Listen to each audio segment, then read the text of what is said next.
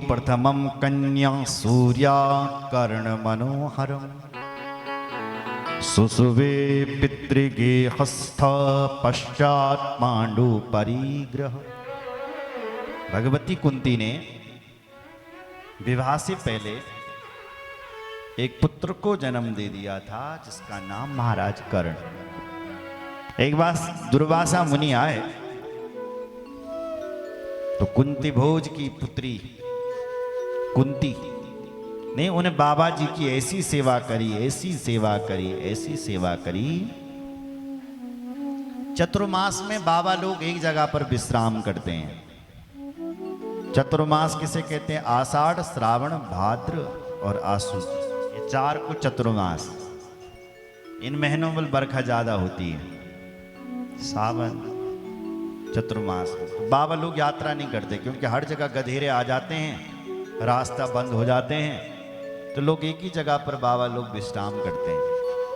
तो कुंती भोज राजा के यहाँ विश्राम किया, कुंती ने सेवा करी और बाबा ने उनको एक मंत्र दे दिया। कौन सा मंत्र? कामद मंत्र। उस मंत्र का चमत्कार यह था कि जिस देवता का ध्यान करो वही देवता प्रकट हो जाता। ददो मंत्रम शुभम तस्ये येन होता सुरस्वयं समायाति तथा कामं पूरयिष्यति वांछितम्। कामनाओं को पूर्ण करने वाला मंत्र। बाबा जी जब चले गए तो कुंती ने उस मंत्र की परीक्षा लेने के लिए उस मंत्र को बोल करके भगवान सूर्य का स्मरण किया। तो भगवान सूर्य बल मनुष्य धारण करके आ गए। मंडलान मानुषम रूपम कृत्वा सर्वातिपीसलम। मनुष्य रूप धारण करके भगवान सूर्य आए। कुंती ने देखी मैं अकेली हूं, यहां भगवान सूर्य मेरे साथ हैं। कहा महाराज आप चले जाओ। सूर्य भगवान बोले हमें क्यों बुलाया? और हमें बुलाया है तो हम बिना दे कुछ जाएंगे नहीं। मांगो तुम्हें क्या चाहिए? कुंती ने कहा मुझे कुछ नहीं चाहिए। बोले देना तो पड़ेगा, मांगो। तो जब कुंती ने कुछ नहीं मांगा तो भगवान सूर्य ने कानों के द्वारा उनके गर्भ में प्रवेश किया और कुंती भगवती गर्भवती हो गई। उस देवी ने कहा हे महाराज सूर्य देवी आप क्या कर रहे हो? मैं कलंकित हो जाऊंगी, मेरा कन्या धर्म नष्ट हो जाएगा। लेकिन सूर्य भगवान ने कहा ऐसा नहीं होगा, और ये कह करके चले गए। उस देवी ने एकांत में जाकर के उस बालक को जन्म दिया और गंगा जी में जाकर के विसर्जन कर दिया। बोलो जय श्री राम। बहकर के गया एक सुरत नाम का व्यक्ति था, अधीरथ नाम का। उसने जब उस बालक को गंगा जी के तट पर देखा तो उसकी पत्नी का नाम राधा, तो उन्होंने उस बालक का लालन पालन किया और वो बालक आगे जाकर के सूत पुत्र कहलाया और बड़ा वीर प्रतापी हुआ महाराज कर्ण, जिन्होंने अपने जीवन में हमेशा देना सीखा है। भट्टी पर चढ़ करके जो चमक लाए उसको स्वर्ण कहते हैं, और अंतिम सांस तक जिन्होंने देना सीखा है उन्हीं को दानवीर कर्ण कहते हैं। हमेशा दिया, सोना चांदी देते थे। बोले जय श्री राम। इसलिए इनको दानवीर कर्ण कहते हैं। और जब महाराज कर्ण मरे, स्वर्ग में गए, तो उनके आगे सोने की थाली परोसी, खाओ। बोले सोना कैसे खाऊंगा मैं? बोले तुमने यही दान तो किया आज तक। बोले सोना भी कोई खाने की चीज है? बोले अन्नदान कर दे, ये तो तुमने किया नहीं। बोले महाराज मुझे फिर अवसर दिया जाए। दानवीर कर्ण को 16 दिनों का अवसर दिया गया। 16 दिनों तक वो पुनः धरती पर आए और तब उन्होंने अन्नदान धनदान खूब किया और तब से ये 16 श्राद्ध की प्रथा चली। बोलो जय श्री राम। धरती पर तब से ये 16 श्राद्ध शुरू हुई।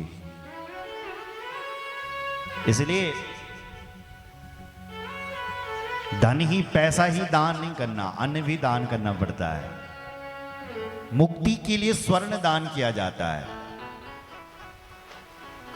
अगर आपका भोजन कम है तो आप नमक दान करें।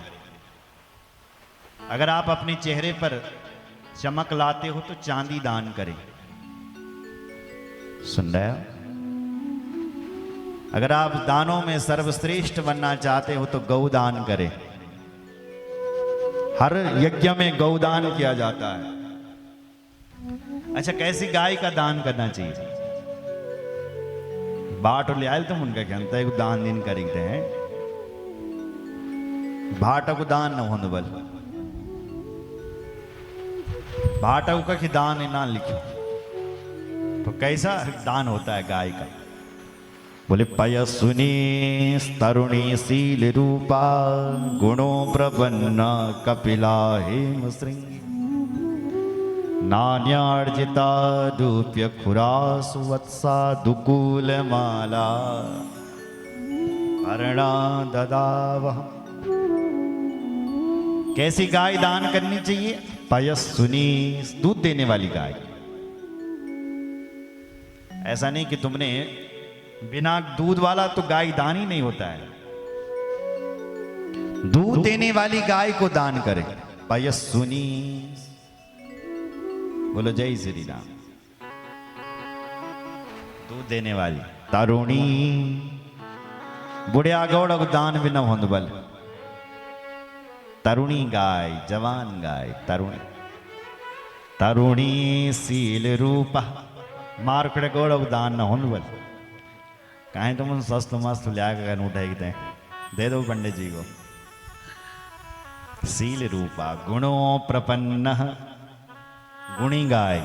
कपिला हेम श्रृंगी, कपिला गाय हेम श्रृंगी, सिंगों पर सोना लगा करके, खुरों पर चांदी लगा करके, नान्यार्जिता, न्याय से धन कमा करके गौदान करना चाहिए। बोलो जय सिया राम। गौ वस्त्रदान पितरों के लिए होते हैं। वस्त्र, भगवान नारायण को वस्त्र बहुत प्रिय है। अलंकार, शिवजी बाबा को स्वर्ण। भगवान शिवजी को जल बहुत प्रिय है। जलधार प्रिय शिव। शिवजी को जलधारा अत्यंत प्रिय है। भगवती को श्रृंगार। आगे जाकर किन्हीं देवी कुंती का विवाह महाराज पांडु से हुआ।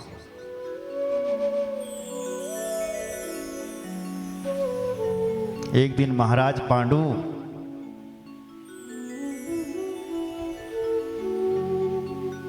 शिकार खेलने के लिए जंगल में गए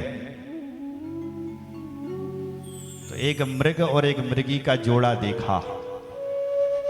वो आपस में विहार कर रहे थे। महाराज पांडु ने बाण निकाला और दोनों को मार दिया। उनका शरीर तो छूट गया और दिव्य रूप धारण करके दोनों महापुरुष पैदा हो गए। महाराज पांडु को शाप देने लगे, हे राजा, हम आपस में विहार कर रहे थे, तूने हमें मार दिया है। हम तुझे श्राप देते हैं, स्त्री संग यदि करतासी तदा ते मरणम ध्रुवम। ए राजन, हमारा श्राप है, कभी भी तुम स्त्री का संग करोगे तो तुम्हारे सिर के टुकड़े टुकड़े हो जाएंगे। यदि तुम अपनी पत्नी के साथ कभी सहवास करने की सोचेंगे तो तुम्हारे सिर के टुकड़े टुकड़े हो जाएंगे। या कहकर के अपना शरीर छोड़ करके वो दोनों मृग चले गए। महाराज पांडु घर में गए और उदास बैठने लगे। पत्नी ने पूछे, बल्कि क्या थे महाराज तुम उदास? सारी घटना सुनाई। महाराज कहते हैं मेरे पुत्र कैसे होंगे, क्योंकि अपुत्रस्य गतिर्नास्ति स्वर्गे गंतुम परम तपा येन केनाप्युपायेन पुत्रस्य जननम चरेत्। पुत्र की बिना तो गति नहीं हो रही है, मेरी गति कैसी होगी। महाराज पांडु उदास। भगवती कुंती ने कहा अगर आपकी आज्ञा हो महाराज तो मेरे गुरुजी ने मुझे एक मंत्र दे रखा है। कैसा मंत्र? बोले ऐसा मंत्र है कि देवताओं को प्रकट कर सकता है और देवता उस मंत्र से संतान देते हैं। तो क्या हम देवताओं से संतान पैदा कर सकते हैं? राजा ने आज्ञा दी। भगवती कुंती ने उस मंत्र से सबसे पहले धर्मराज का स्मरण किया। धर्मराज के अंश से महाराज युधिष्ठिर जी का जन्म हो गया। फिर भगवती कुंती ने वायुदेव का स्मरण किया। वायु के अंश से भीम जी का जन्म हो गया। फिर भगवती कुंती ने देवराज इंद्र का स्मरण किया। देवराज इंद्र के अंश से अर्जुन का जन्म हो गया। देखो ये देवता हैं। माद्री ने कहा बहन मुझे भी वो मंत्र चाहिए। माद्री को मंत्र दिया गया। माद्री ने अश्विनी कुमारों का स्मरण किया। ये अश्विनी कुमार वही हैं जिन्होंने च्यवन मुनि को पुनः जवान बना दिया था। बूढ़े और अंधे मुनि च्यवन मुनि, उन मुनि को जवान बनाने वाले केवल देवताओं के डॉक्टर हैं और देवताओं के डॉक्टरों का नाम है अश्विनी कुमार। माद्री ने अश्विनी कुमारों का स्मरण किया तो नकुल और सहदेव का जन्म हो गया।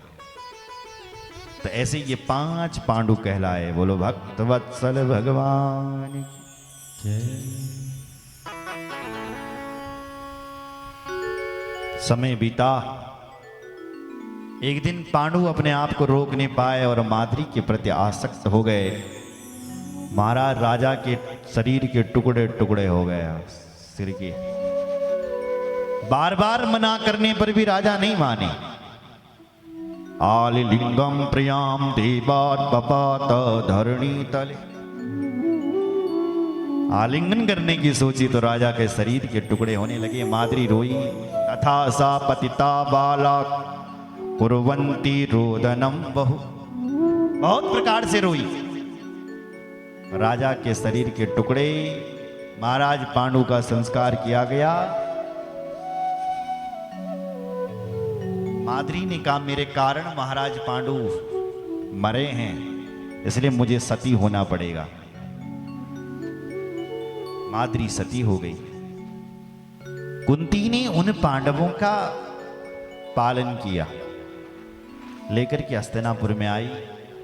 पितामह भीष्म ने उन बालकों को चलना सिखाया। एवं पार्था समुत्पन्ना गंगे गंगा ये नाथ पालिता। गंगे ने उन बच्चों का लालन पालन किया। बड़े हुए। द्रौपदी से विवाह किया और अर्जुन महाराज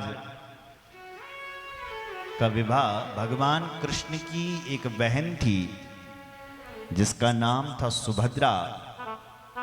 अर्जुन ने भगवान की बहन से विवाह किया।